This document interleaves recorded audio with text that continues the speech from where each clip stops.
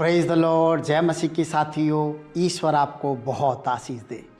इस वीडियो के द्वारा बताना चाहता हूँ कि लोग गुलामी में, बंधनों में सिर्फ एक कारण से होते हैं और वो कारण है अज्ञानता। जब लोगों के पास शिक्षा का अभाव होता है वे गुलाम होते हैं, उनकी तरक्की रुक जाती है और उनको ज़्यादा संघर्ष करना पड़ता है दुनिया में, क्योंकि उनके पास ज्ञान का अभाव होता है। और विशेषकर जिनके पास परमेश्वर का ज्ञान ना हो, उनके पास उन्नति तो खैर होगी ही नहीं, साथ ही साथ उनको अनंत जीवन नहीं मिलेगा। वे इटर्नल लाइफ प्राप्त नहीं करेंगे, वे अपने जीवन से खुदा को प्रसन्न नहीं कर पाएंगे, वे खुदा से आशीर्वाद रिसीव नहीं कर पाएंगे, क्योंकि उनको मालूम ही नहीं होता है कि तरीका क्या है। इसलिए परमेश्वर वचन यशाया में ऐसे कहता, मैं पढ़ना चाहता हूँ 5 अध्याय 13 आयत। इसलिए अज्ञानता के कारण मेरी प्रजा बंधुआई में जाती है, उसके प्रतिष्ठित पुरुष भूखे मरते और साधारण लोग प्यास से व्याकुल होते हैं। हालेलुया।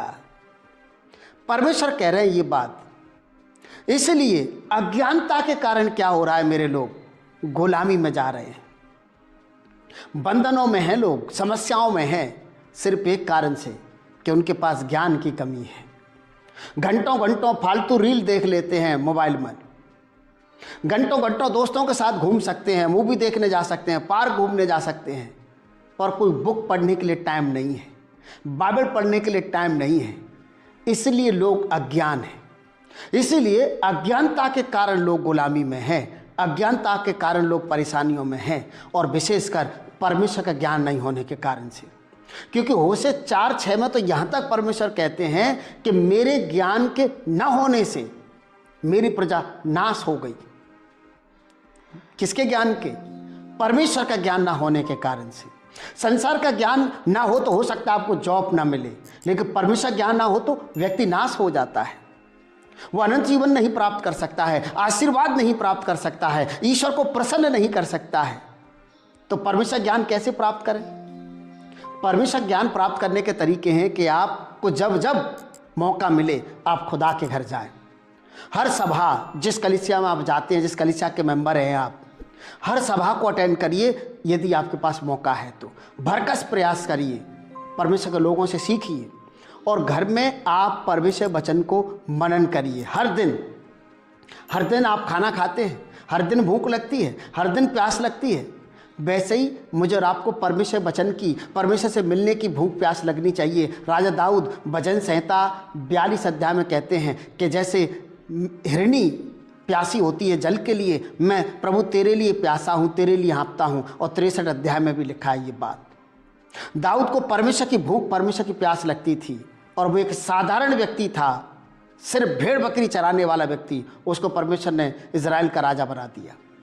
आपकी उन्नति हो सकती है एक कारण से, क्या परमेश्वर के वचन का ज्ञान रखें, परमेश्वर वचन को आप प्राप्त करने की कोशिश करें, परमेश्वर वचन को मनन करते रहें। और बाइबल जब पढ़ते हैं तो कोशिश करें उसको क्रमबद्ध तरीके से पढ़ते हुए, मनन करते हुए पढ़ें, आदर पूर्वक पढ़ें, प्रार्थना पूर्वक पढ़ें, और इस विश्वास से परमेश्वर वचन को पढ़ें कि परमेश्वर आज आपसे बात करेंगे। हाँ, आगे बढ़ने से पहले एक बात और कहना चाहता हूँ। अब तक आपने हमारी वीडियो को लाइक नहीं किया है तो हमें इंकरेज करने के लिए वीडियो को लाइक ज़रूर कर दीजिए। यदि आप हमारे चैनल पर पहली बार हैं तो प्लीज़ आप हमें सपोर्ट करें, हमें इंकरेज करें, ताकि हम और ऐसे प्रभु की सेवा में बढ़ते जाएं। आप हमारे चैनल को सब्सक्राइब कर लीजिए, बेल आइकन ज़रूर दबाइए, ताकि आने वाले संदेश की नोटिफिकेशन, आने वाली वीडियो की नोटिफिकेशन आपको मिलती रहे। मैं आपको बताना चाहता हूँ, ज्ञान ना हो तो लोग नाश हो जाते हैं, ज्ञान ना हो तो लोग गुलाम हो जाते हैं। कितने ही सेवक हैं, उन्होंने बाइबल स्कूल नहीं किया है, उन्होंने परमेश्वर वचन की शिक्षा नहीं ली है, और वो सेवा कर रहे हैं, लेकिन आपको मालूम वो निर्भर होते हैं दूसरे लोगों पर। इसे गुलामी कहते हैं, इसे गुलामी कहते हैं जब आप दूसरों पर निर्भर होते हैं। आपको निर्भर होना है खुदा पर, आपको खुदा में ईमान रखना है, खुदा से आपको रिसीव करना है। परमेश्वर ने खुद कहा ना यहोशू से, रात दिन मेरे वचन में, व्यवस्था में ध्यान दिए रहना, इससे ना दाहिने मुड़ना ना बाएं मुड़ना। क्यों? क्योंकि ऐसा ही करने से तेरे सारे काम सफल होंगे, तू और अधिक प्रभावशाली होगा। यदि आप प्रभावशाली जीवन जीना चाहते हैं, यदि आप चाहते हैं कि आपके कामों में आशीर्वाद हो, आपके जॉब पर आशीर्वाद हो, आपके घराने पर आशीर्वाद हो, तो परमेश्वर वचन में मन लगाइए, उसके वचन पर ध्यान करते रहिए।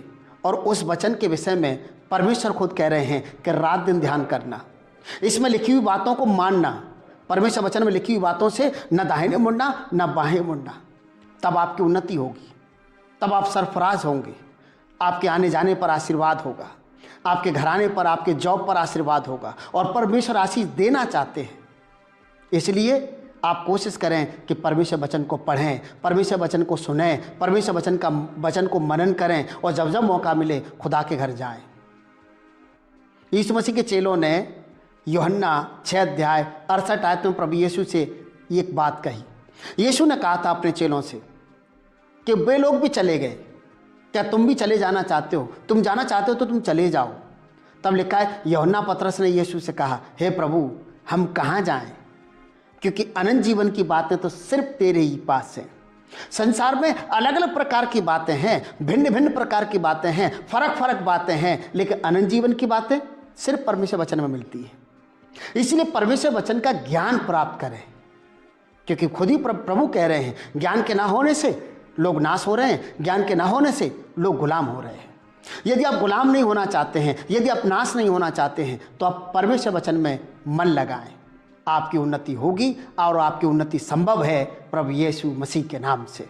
मैं आपको बता दूं, पौलुस जब कलीसिया से विदा लेना चाहते हैं तो वो कहते हैं मैं तुम्हें परमेश्वर के अनुग्रह के वचन को तुम्हें सौंप देता हूं, परमेश्वर के अनुग्रह के वचन को मैं तुम्हें सौंप देता हूं। और वो आगे कहते हैं वो तुम्हारी उन्नति कर सकता है। पौलुस कलीसिया को परमेश्वर के वचन देना चाहते हैं, क्यों?